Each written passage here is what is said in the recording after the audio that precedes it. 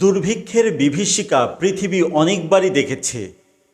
আমরা কি একটি কৃত্রিম দুর্ভিক্ষের দিকে অগ্রসর হচ্ছি? আমাদের কারণে, আমাদের কর্মফলের কারণে এদেশে কি আবার দুর্ভিক্ষ আসবে?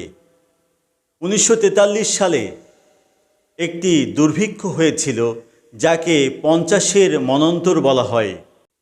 1943 সালে দুর্ভিক্ষের পেছনে যুদ্ধকে দায়ী করা হলেও এটি ছিল মূলত আড়তদার মজুতদারদের তৈরি করা কৃত্রিম দুর্ভিক্ষ। এই দুর্ভিক্ষে লক্ষ লক্ষ মানুষ মারা গিয়েছেন। বলা হচ্ছে 30 লক্ষ কিংবা তার অধিক মানুষের মৃত্যু হয়েছে 43-এর মনান্তরে বা 50-এর মনান্তরে। দুর্ভিক্ষের যে ভয়াবহতা, তার চিত্র এঁকেছেন শিল্পাচার্য জয়নুল আবেদিন। আপনারা জানেন, আপনারা দেখেছেন সেই চিত্রগুলো কতটা বীভৎস, কতটা অমানবিক, কতটা রোমহর্ষক। চলচ্চিত্র পরিচালক সত্যজিৎ রায় তার অশনি সংকেত চলচ্চিত্রটি নির্মাণ করেছেন 1943 সালের এই দুর্ভিক্ষের প্রেক্ষাপটে। অশনি সংকেতের প্রধান চরিত্র অভিনয় করেছেন ববিতা এবং সৌমিত্র চট্টোপাধ্যায়ের মতো গুণী শিল্পীরা। আমরা অশনি সংকেত চলচ্চিত্রের মাধ্যমেও সেই 1943-এর মনন্তর, তার ভয়াবহতা, সেই আহাজারি আমরা আরেকবার দেখে আসতে পারি, সেখান থেকে শিক্ষা নিতে পারি।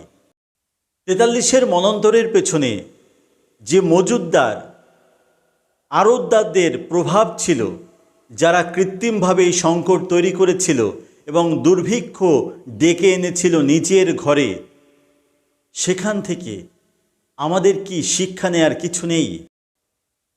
দ্রব্যমূল্যের যেভাবে ঊর্ধ্বগতি আমরা দেখছি, আজ সকালে এক দাম, বিকালে আরেক দাম, পরদিন সকালে দ্বিগুণ দাম, তারপর দিন 3 গুণ দাম, এভাবে অনিয়ন্ত্রিতভাবে বেড়ে যাচ্ছে দ্রব্যমূল্যের দাম।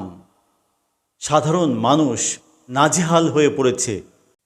খেটে খাওয়া মানুষের চোখে মুখে আতঙ্ক।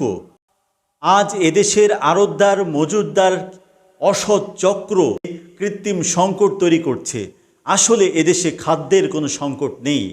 যে সংকট আপনারা দেখছেন, সেই সংকট মূলত কৃত্রিম সংকট, নিজেদের সৃষ্টি করা সংকট।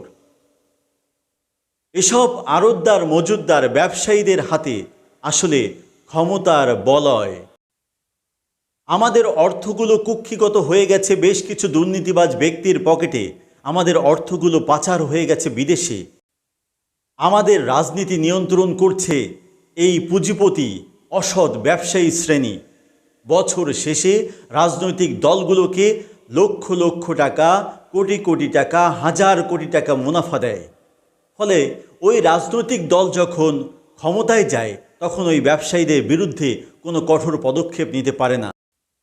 আমি সরকারের কাছে উদাত্ত আহ্বান জানাই, যেভাবে আড়তদার মজুতদারদের এই সংগ্রহশালা ভাঙতে, এই কৃত্রিম সংকট ভাঙতে আপনারা অভিযান পরিচালনা করছেন, আরও বেশি বেশি অভিযান পরিচালনা করুন, আরও কঠোর পদক্ষেপ গ্রহণ করুন।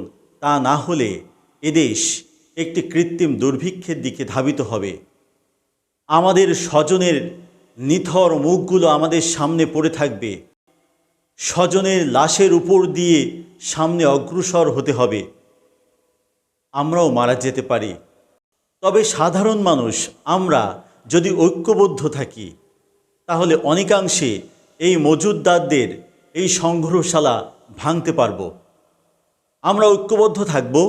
আমরা তাদের কুক্ষিগত সম্পদের খোঁজ দিব আইন শৃঙ্খলা বাহিনীর হাতে, সরকারের কাছে। তাহলে সরকার বা আইন শৃঙ্খলা বাহিনীর সুবিধে হবে তাদের বিরুদ্ধে একটা জোরদার মামলা রুজু করার।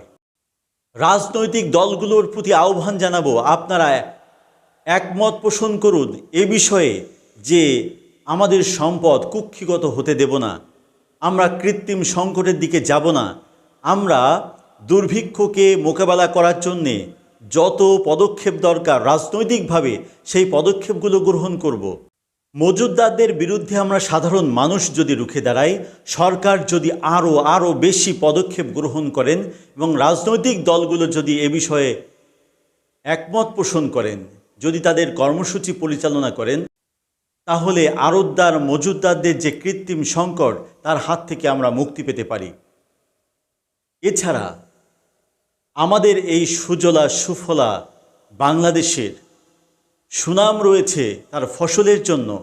প্রাচীনকাল থেকে তার এই সুনাম। যদি আমরা দুর্ভিক্ষের হাত থেকে সত্যি বাঁচতে চাই, তাহলে আমাদের স্বাবলম্বী হতে হবে। আমাদের নিজেদের উপর নির্ভরতা বাড়াতে হবে। যদি আমরা আমাদের আশেপাশের সকল জমি, অনাবাদি জমি আবাদ করি, যদি কর্ষণ করি, যদি চাষ করি, কবি বলেছেন যে কর্ষণ করে ফসলের সম্ভার তাকে সমৃদ্ধ করবে।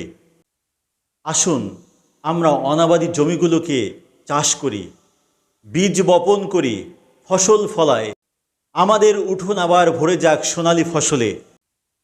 যদি এখনও আমরা ঘরে বসে থাকি, যদি আমরা হাত গুটিয়ে রাখি, যদি আমরা আমাদের অনাবাদি জমিগুলোকে চাষ না দেই, বীজ বপন না করি, যদি ফসল না ফলায়, তাহলে সত্যি আমরা একটি কৃত্রিম সংকটের মুখোমুখি হতে পারি, একটি দুর্ভিক্ষের মুখোমুখি হতে পারি। সেই স্বজনের আহাজারি, রোনাজারি, নিথর মুখ আর লাশগুলো ছড়িয়ে ছিটিয়ে পড়ে আছে। আসুন আমরা স্বনির্ভরতা বাড়াই, আমরা আমাদেরকে বিশ্বাস করতে শিখি, আমাদের অনাবাদি জমিগুলোকে আমরা চাষ দেই, আমরা ফসল ফলাই, দেখবেন দুর্ভিক্ষ আসবে না। তবে আড়তদার মজুতদারদেরকেও বলে রাখি, এদেশের ইতিহাস তাই বলে, যখন আপনারা কৃত্রিম সংকট তৈরি করবেন, দুর্ভিক্ষ আসবে, নিরন্ন অনাহারী মানুষগুলো আপনাদের উপর ঝাঁপিয়ে পড়বে, আপনাদেরকে হত্যা করবে, আপনাদের আড়তগুলো লুট করবে। ইতিহাস তাই বলছে, তাই হয়েছে। ফলে আপনারা ভাববেন না যে আমরা কৃত্রিম সংকট তৈরি করে নিজেরা পার পেয়ে যাব, দুর্ভিক্ষ ডেকে এনে অসংখ্য মানুষকে হত্যা করে নিজেরা পার পেয়ে যাব। আড়তদার মজুতদারদেরকেও আরও বলে রাখছি, নিরন্ন মানুষের হিংস্রতা কতটা ভয়াবহ হতে পারে তা আপনারা কল্পনাও করতে পারেন না। তাই আসুন দেশটাকে ভালোবাসুন, ন্যায্য মূল্যে ক্রয় বিক্রয় করুন, খাদ্য মজুত করবেন না, দয়া করে সংকট তৈরি করবেন না। সেই সংকটে আপনার স্বজনও মৃত্যুবরণ করতে পারে, সেই সংকটে আপনার সন্তানও মৃত্যুবরণ করতে পারে। আসুন আমরা দেশটাকে ভালোবাসি, ফসল ফলাই, তাহলে দুর্ভিক্ষের মতো সংকটকেও মোকাবেলা করতে পারবো।